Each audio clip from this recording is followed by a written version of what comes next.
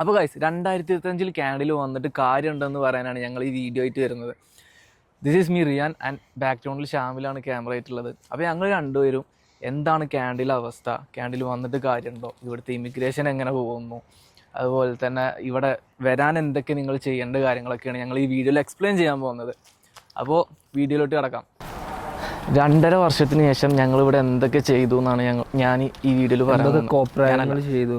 അതെ, ഏതൊക്കെ കുണ്ടിൽ പോയി ചാടി, ആ കുണ്ടിൽ ചാടാതിരിക്കാൻ വേണ്ടിയിട്ടാണ് ഞങ്ങൾ ഈ വീഡിയോ ചെയ്യാൻ പോകുന്നത്. അത്രക്കും എക്സ്പീരിയൻസുകളും കുറേ കുണ്ടുകളിലും കുറേ മിസ്റ്റേക്കും ഞങ്ങൾ ഇവിടെ ചെയ്തിട്ടുണ്ട്. അപ്പോൾ എന്തൊക്കെയെന്ന് ഞങ്ങൾ ഈ വീഡിയോയിൽ പറഞ്ഞുതരാം. ഓക്കെ, അപ്പോൾ ആദ്യത്തെ ടോപ്പിക് തന്നെ, ഫസ്റ്റ് ടോപ്പിക്ക്. 2025 കാനഡയിലോട്ട് വന്നിട്ട് കാര്യമുണ്ടെന്ന് ഒരുപാട് ആൾക്കാർ ചോദിക്കുന്നൊരു ചോദ്യമാണ്. അപ്പോൾ എന്തായിരിക്കും ഇതിനുള്ളൊരു ഉത്തരം? 2025 വന്നിട്ട് കാര്യമുണ്ടോയെന്ന് ചോദിച്ചു കഴിഞ്ഞാൽ നോ വൺ നോസ്. ഇവിടുത്തെ റിയാലിറ്റി എന്ന് പറയുന്നത് ഭയങ്കര ഡിപ്പെൻഡബിൾ അല്ലാത്തൊരു സിറ്റുവേഷൻ അല്ല. ഇപ്പോൾ ഒന്നാമത്തെ കാര്യം, കാനഡ ഇച്ചിരി സാച്ചുറേറ്റഡായി. അതായത് ഒരുപാട് ആളുകൾ വന്നു, ഒരുപാട് ആളുകൾ വരുന്നത് സെയിം ഏരിയയ്ക്കാണ്. അതായത് GTA, ഗ്രേറ്റർ ടൊറൻറ്റോ ഏരിയ, ഏറ്റവും കൂടുതൽ ആളുകൾ വരുന്നത് ഇങ്ങോട്ടാണ്. അപ്പോൾ ഒബ്വിയസ്ലി ഒരു പർട്ടിക്കുലർ ഏരിയയിൽ ആളുകളുടെ എണ്ണം കൂടുന്തോറും അവിടെയുള്ള കോമ്പറ്റീഷൻ കൂടും. ഓരോ സാധനങ്ങൾക്കുള്ള കോമ്പറ്റീഷൻ കൂടും. ഇപ്പോൾ ബിസിനസ്സുകളായിക്കോട്ടെ, അല്ലെങ്കിൽ ജോലികളായിക്കോട്ടെ, എല്ലാവരും ജോലിക്ക് വേണ്ടിയിട്ടാണല്ലോ വരുന്നത്. അപ്പോൾ ജോലിയുടെ കോമ്പറ്റീഷനും കാര്യങ്ങളും കൂടും. ജോലി കിട്ടാൻ ആളുകൾക്ക് പാടാവും. പിന്നെ പണ്ട് വളരെ സുഖമായിട്ട് കിട്ടിയിരുന്ന പോലെ ജോലി ഇപ്പോൾ കിട്ടുന്നില്ല എന്നൊക്കെ ആളുകൾ പറയുന്നുണ്ട്. എനിക്കറിയില്ല, ഡിപ്പെൻസ്. കാരണം ഞാൻ കാനഡയുടെ പ്രധാനമന്ത്രിയൊന്നുമല്ല.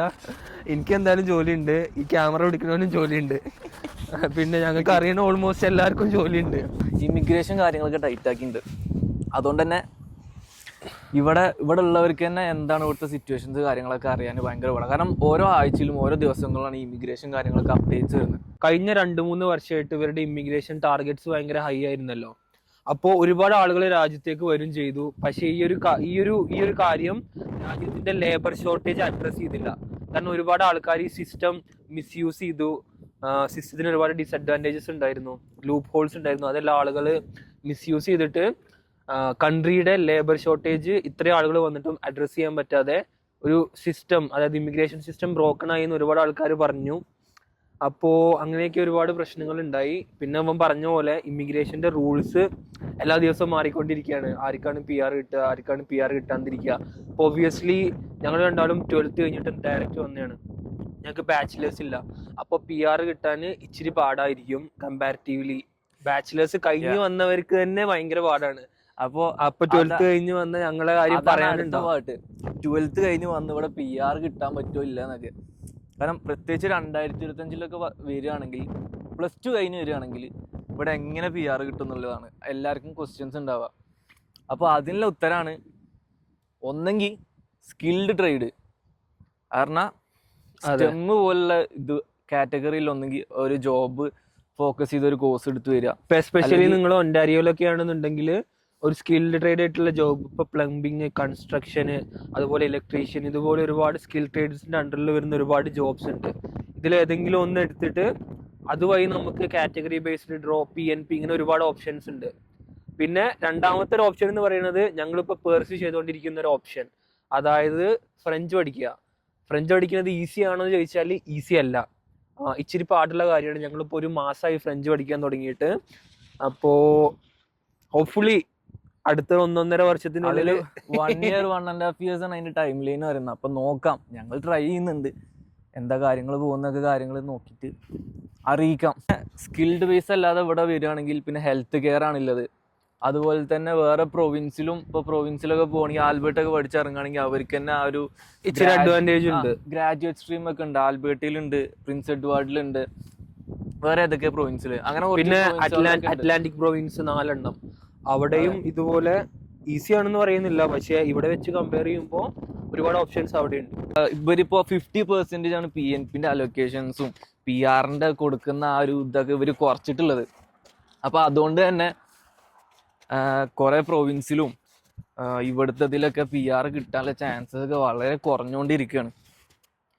അപ്പൊ ഇനി ഇങ്ങോട്ട് വന്നിട്ട് കാര്യം ഉണ്ടോ വെച്ചാൽ ഡിപ്പെൻസ് അപ്പോൺ അതെ, Why do you പുതിയ want to പുതിയ come പുതിയ here? അപ്ഡേറ്റ്സ് പോലെ ഇരിക്കും. കാരണം ഇനി ചിലപ്പോ നാളെ രാവിലെ അപ്ഡേറ്റ് വന്ന് എല്ലാവർക്കും അനുകൂലമായ ഒരു അപ്ഡേറ്റ് വന്നേക്കാം, നമുക്കൊന്നും പറയാൻ പറ്റില്ല. Yeah. അപ്പോ ഇവിടേക്ക് ഇനി വന്നിട്ട് കാര്യമുണ്ടോന്ന് കംപ്ലീറ്റ്ലി പ്രത്യേകിച്ച് എലക്ഷനൊക്കെ വരാൻ നിൽക്കുന്ന ടൈമാണ്. കാരണം ഒക്ടോബറിലാ തോന്നുന്നില്ലേ? അതെ, ഒക്ടോബറിൽ എലക്ഷൻ വരാൻ നിൽക്കുകയാണ്. ചോദ്യത്തിനുള്ള ഒരൊറ്റ ആൻസർ എന്ന് പറഞ്ഞാല് ഇവിടേക്ക് ഇനി വന്നിട്ട് കാര്യമുണ്ടോന്ന് ചോദിക്കുന്നത് അത് എല്ലാ കാലത്തും ആളുകൾ ചോദിക്കുന്ന കാര്യമാണ്.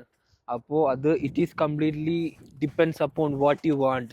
നിങ്ങളുടെ കരിയർ നിങ്ങൾക്ക് എങ്ങോട്ടാണ് വിടേണ്ടത്, അതുപോലെ നിങ്ങൾക്ക് ഇങ്ങനെ ഒരു രാജ്യത്ത്, അതായത് കൊല്ലത്തിന്റെ പകുതിയിലെക്കാട്ടിലും തണുത്ത് വരച്ചത് ഇത് കണ്ടില്ലേ, തണുത്ത് വരച്ച് നിൽക്കുന്ന ഒരു രാജ്യത്ത് നിങ്ങൾക്ക് നിൽക്കാൻ താല്പര്യം ഉണ്ടോ? അതോ ഇപ്പോൾ അവിടെ നോക്കിക്കഴിഞ്ഞാൽ നിങ്ങൾക്ക് നല്ല വെയിൽ കാണാൻ പറ്റും. പക്ഷെ ഇവിടെ എപ്പോഴും ഈ കാറ്റ് കാരണമൊക്കെ ഉണ്ടായിട്ട് നല്ല തണുപ്പും. ഇവിടൊക്കെ എപ്പോഴും കഴിഞ്ഞ മാസമല്ല 3 ആഴ്ച മുമ്പ് പെയ്ത മഞ്ഞാണിത്. അതെ, ഇപ്പോഴും മെൽറ്റായി പോയിട്ടില്ല. ഈ വെയിൽ നിങ്ങൾ കണ്ടില്ലേ, ഇത്ര വെയിലുണ്ടായിട്ടും ഇവിടെ മെൽറ്റായി പോയിട്ടില്ല. അതെ, അപ്പൊ ആ ഒരു ചോദ്യത്തിനുള്ള ഉത്തരം എന്ന് പറഞ്ഞാല് അത് ഒബ്വിയസ്ലി അത് ഏത് കാലത്തായാലും കാനഡ എന്ന് പറഞ്ഞാല് ഇമിഗ്രേഷന് ഒരുപാട് റിലേ ചെയ്യുന്ന ഒരു രാജ്യമാണ്, വൺ ഓഫ് ദ കൺട്രീസ് ആണ്. അപ്പൊ കാനഡക്ക് എന്നും സ്കിൽഡ് ആയിട്ടുള്ള, കാനഡയുടെ എക്കണോമിയുടെ വളർത്താൻ സഹായിക്കുന്ന ഇമിഗ്രൻസിന് എന്നും ആവശ്യമുണ്ട്. അപ്പോൾ it completely depends upon you. നിങ്ങൾക്ക് ഈ ഒരു രാജ്യം നല്ലതാണോ അല്ലേ എന്ന് നിങ്ങളുടെ കരിയർ വൈസ്, നിങ്ങളുടെ ഹെൽത്ത് വൈസ്, ഫാമിലി വൈസ് എല്ലാം സെലക്ട് ചെയ്യുമ്പോൾ it completely depends upon you. എനിക്ക് അതേ പറയാനുള്ളൂ. പണ്ടൊക്കെ ഞങ്ങൾ ഇപ്പൊ ബാക്കിയുള്ള സ്റ്റോറി ഇവിടുത്തെ കാനഡ ലൈഫ് ഫ്രീഡം എന്നൊക്കെ പറഞ്ഞ് പോകുന്ന മാതിരി ഇപ്പൊ പോരാൻ പറ്റില്ല. നിങ്ങള് നല്ലൊരു ഡിസിഷൻ കാര്യങ്ങളൊക്കെ നോക്കി തന്നെ എടുക്കണം. നല്ല റിസർച്ചും ഇപ്പൊ കോഴ്സ് ആണെങ്കിലും ഇവിടുത്തെ ഫ്യൂച്ചർ ആണെങ്കിലും ഇവിടുത്തെ ഇമിഗ്രേഷൻ ആണെങ്കിലും ഇതൊക്കെ പ്ലാൻ ചെയ്തിട്ട് മാത്രമേ ഇപ്പൊ കാനഡയിലോട്ട് വരാൻ പറ്റുള്ളൂ. ഞങ്ങളൊക്കെ പറഞ്ഞു കഴിഞ്ഞാൽ ആരൊക്കെ പറഞ്ഞ വാക്കിൽ ഇവിടെ കാനഡ ലൈഫ്, പണം, ഇവിടുത്തെ ഫ്രീഡം അതൊക്കെ കരുതി ഇങ്ങോട്ട് പോകുന്നതാ. പക്ഷെ ഞങ്ങൾക്കിപ്പോ അതിൽ റിഗ്രറ്റ് കാര്യങ്ങളില്ല. ആ ഒരു ടൈമിൽ ഓക്കെ ആയിരുന്നു. കാരണം എല്ലാവരും അങ്ങനെ തന്നെ വന്നവർ ഇവിടെ സെറ്റിൽ ആയിട്ടുണ്ട്, പൈസ ഉണ്ടാക്കിയിട്ടുണ്ട്. ഞങ്ങൾക്ക് ഈ പറഞ്ഞ മാതിരി അതാണ് ഇവിടുത്തെ സിറ്റുവേഷൻ. അപ്പോൾ ഇപ്പോൾ നിങ്ങൾ വരാൻ പ്ലാൻ ചെയ്യുകയാണെങ്കിൽ പ്രോപ്പർ റിസർച്ച് ചെയ്യുക, ഇവിടുത്തെ കാര്യങ്ങളൊക്കെ അറിഞ്ഞ് മനസ്സിലാക്കുക, ഇവിടുത്തെ ആൾക്കാരോട് കണക്ട് ചെയ്യുക. പ്രത്യേകിച്ച് ഞങ്ങളെ വാട്സപ്പ് ഗ്രൂപ്പ് കമ്മ്യൂണിറ്റി കാര്യങ്ങളൊക്കെ ഉണ്ട്. അപ്പോൾ അതിലൊക്കെ കയറി ചോദിക്കുകയാണെങ്കിൽ നിങ്ങൾക്ക് ഇവിടുത്തെ ആൾക്കാരുടെ സിറ്റുവേഷനും ഇവിടുത്തെ ലൈഫ് എങ്ങനെയെന്നും ഇവിടുത്തെ ഇമിഗ്രേഷൻ അപ്ഡേറ്റ്സും കാര്യങ്ങളൊക്കെ അറിയാൻ വേണ്ടി ഞങ്ങളെ പേജൊക്കെ ഒന്ന് ഫോളോ ചെയ്യാം. അപ്പോൾ അതാണ് അതിനെക്കുറിച്ച് പറയാമല്ലോ. +2 വരാനുള്ള കാര്യങ്ങളൊക്കെ പറഞ്ഞാൽ അതാണ്. പിന്നെ ഒരുപാട് ആൾക്കാർ ചോദിക്കുന്ന വേറൊരു ചോദ്യമാണ്, കാനഡയിൽ 2025 അല്ലെങ്കിൽ ഈ ഒരു വർഷം ഏറ്റവും കൂടുതൽ ഡിമാൻഡ് അല്ലെങ്കിൽ ഏറ്റവും കൂടുതൽ നമുക്ക് ജോബ് ഓപ്പർച്യൂണിറ്റീസ് ഉള്ള ഫീൽഡ് ഏതാണെന്ന്.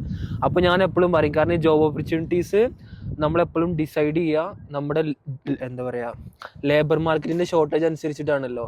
അപ്പോൾ നമ്മുടെ IRCCയുടെ കാനഡയുടെ വെബ്സൈറ്റിൽ ലേബർ ഷോർട്ടേജിൻ്റെ കാര്യങ്ങൾ നമ്മൾ സെർച്ച് ചെയ്ത് നോക്കി കഴിഞ്ഞാൽ നമുക്ക് കാണാൻ പറ്റും. അതായത് കാനഡ ഏറ്റവും കൂടുതൽ IRCCന്റെ വെബ്സൈറ്റ് എടുത്ത് നോക്കി കഴിഞ്ഞാൽ നിങ്ങൾക്ക് മനസ്സിലാവും പോലെ ഏത് ഫീൽഡ് ടാർഗറ്റ് ചെയ്യുന്നത്, അവർക്ക് എങ്ങനത്തെ ആൾക്കാരെ വേണ്ടത്, അവർക്ക് എത്ര PR കൊടുക്കുന്നുള്ള കാര്യങ്ങൾ ഡീറ്റെയിൽ ആയിട്ട് കൊടുത്തിട്ടുണ്ട്. അതെ, ഇപ്പൊ നോർമലി കാനഡയിൽ ഇപ്പൊ ഒന്റാരിയോയുടെ കേസിലൊക്കെ ഒന്റാരിയോക്ക് ഏറ്റവും കൂടുതൽ വേണ്ടത് കാനഡക്ക് എപ്പോഴും വേണ്ടത് ഒന്ന് ഹെൽത്ത് കെയർ വർക്കേഴ്സിനെയാണ്, പിന്നെ സോഷ്യൽ സപ്പോർട്ട് വർക്കേഴ്സ്, അതുപോലെ സ്കിൽസ് ആൻഡ് ട്രേഡ്, ഇതുപോലെ എക്കോണമിയെ ബൂസ്റ്റ് ചെയ്യാൻ പറ്റിയതും കാനഡയിൽ കറന്റ്ലി ലേബർ ഷോർട്ടേജ് അനുഭവിക്കുന്നതുമായ ഫീൽഡുകളിലാണ് ഏറ്റവും കൂടുതൽ ഒബ്വിയസ്ലി ജോബ് ഓപ്പർച്യൂണിറ്റീസ്.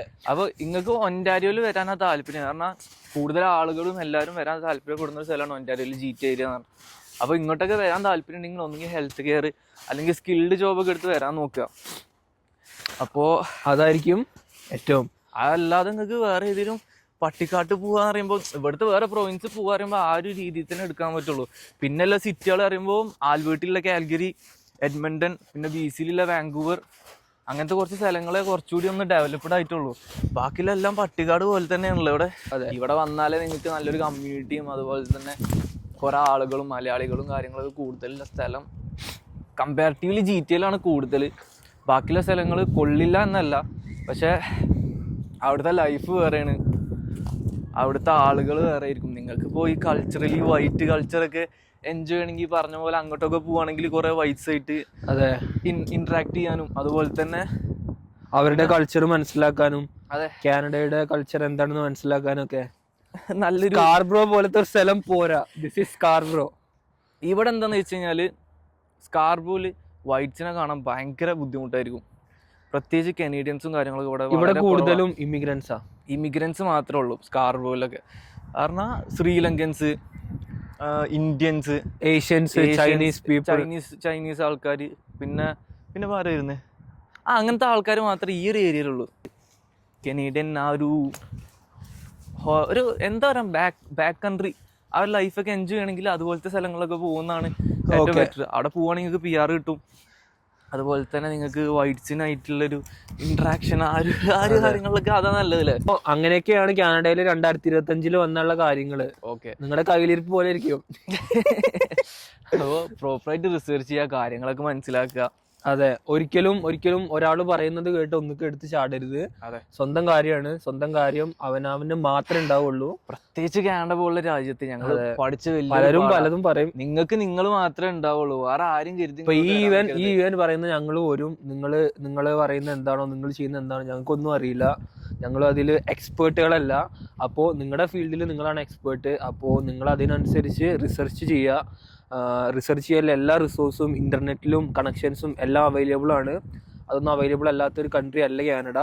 അപ്പോൾ കയ്യിലിരിപ്പൊക്കെ നന്നായിട്ട് നടന്നാൽ ഉഷാറാവുന്നാണ് കരുതുന്നത്. അതെ, പിന്നെ ഇങ്ങോട്ട് വെച്ച് കാണാന്നില്ല തന്നെ ഉള്ളൂ, അത്രയൊക്കെ തന്നെ ഉള്ളൂ അല്ലെ, അത്രേ ഉള്ളൂ. അപ്പോ ഓരോ വീഡിയോസ് ആയിട്ട് ഞങ്ങൾ വീണ്ടും വരുന്നതായിരിക്കും. അപ്പൊ അടുത്ത വീഡിയോ ആയിട്ട് കാണുന്നവരെ ഗുഡ് ബൈ.